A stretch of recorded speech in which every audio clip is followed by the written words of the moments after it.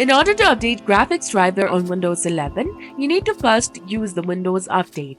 For that, go to Settings on your device. From here, click on Update and Security. Now tap on Check for updates. If any update for your driver is available, install it. The next method is use your Device Manager. Press Windows plus X on your keyboard and select Device Manager, or simply right-click on this Windows icon in the bottom left, then go to Device Manager.